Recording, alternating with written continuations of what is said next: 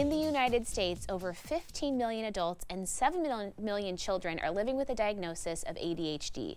Our guest today just returned from the National ADHD Conference and is here to share the latest developments with us. We welcome licensed psychologist Dr. Cynthia Arnold. Thank you so much for being here. Thanks for having me. Those numbers sound pretty staggering. Does that surprise you at all? No, and it's actually an underrepresentation, Right. we know for sure. Because a lot of people are walking around without a formal diagnosis.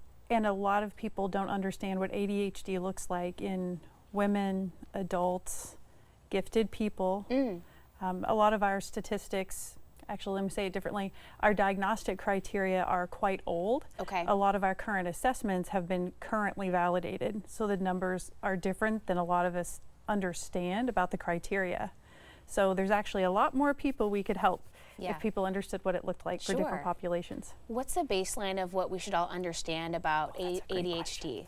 A lot of people who understand ADHD would rename it a disorder of motivation. Okay. Because functionally ADHD is an issue with dopamine and norepinephrine, and those are stimulants that stimulate your attentional skills, basically.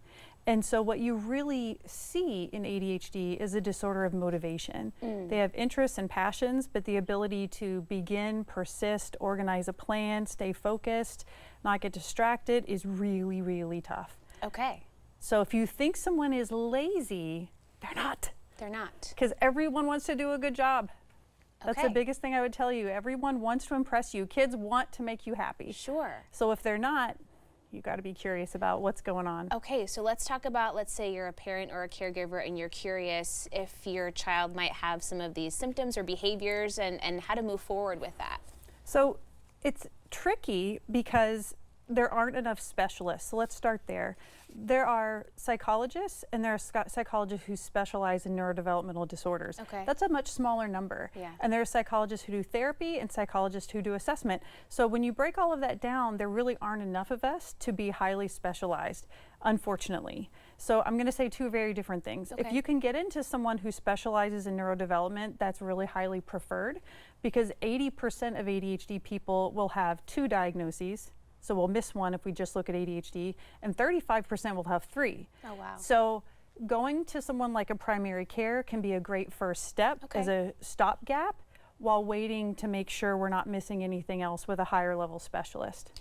Does it depend maybe on where you live and go to school as well, if there are some resources available in that public sphere? That's a tricky question. Do you Yeah. mean through schools? Schools or any other sort of... So let me say this differently. Yeah.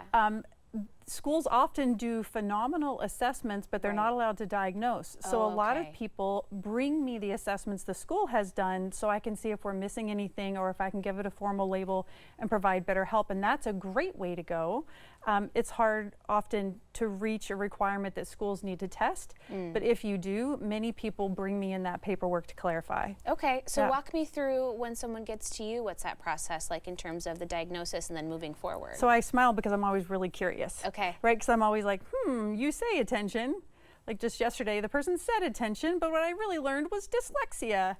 Right? Oh, Someone wow. came for autism, but what I really learned is it was inattentive ADHD. Okay. So it's really about being curious about the history and what's going on and where they're frustrated and where they do well, where are the discrepancies, so that we can actively make an assessment plan to figure out what's actually going on. So that's really the first step. Step 2 is actually testing them. But for ADHD specifically, there are a lot of great free resources. Okay. Like CHAD is our national organization for ADHD. It's the conference I just came back from.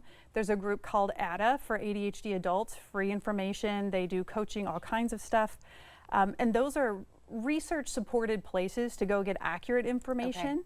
And my cheat on that for all the parents out there is go find an ADHD specialist. Like go on YouTube, type in CHAD and put talks at CHAD or researchers at CHAD, and you can listen to the same talks we go to that cost a lot for free. So any of your top researchers, so if you go online and look for books, type in that person's name onto YouTube and you'll get some accurate information. That's a great idea. Well, speaking of the conference you were just at, were there any big takeaways or things that were interesting to you? There's always reminders, and I often forget what a big safety concern ADHD is. Undiagnosed and untreated, that's the big thing, so I don't want to scare people. Yeah. untreated ADHD has a really high safety concern. The impulsivity, lack of attention. I have 2 ADHD kids. One's already totaled a vehicle. This is really common in ADHD. Like, it's scary. A lack of awareness of how your brain works and thinking everything is fine can lead to big challenges.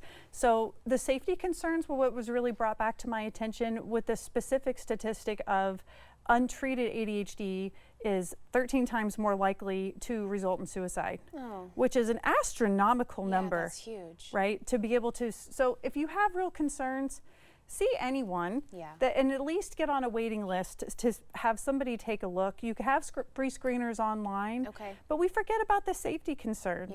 Yeah. What about some of the diagnostic criteria? Is some of that dated?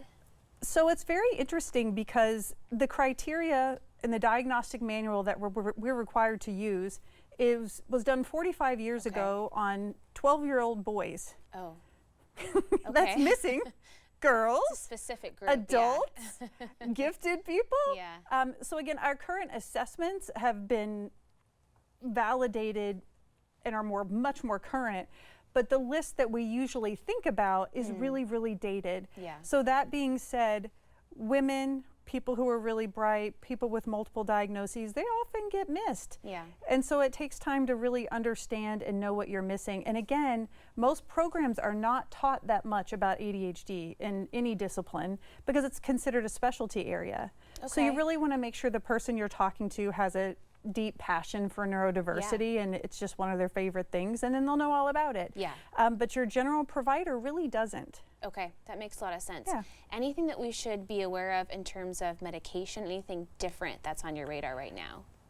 I'm not a med manager. The only thing that's different that's kind of neat is there's a new med that came out, I won't name it, but it actually goes through your body differently. Oh, interesting. Yeah, so routinely the extended release meds, which are great because they go, instead of 4 hours, and go 12. And a lot of people with attention problems have trouble taking the second med if they're short acting.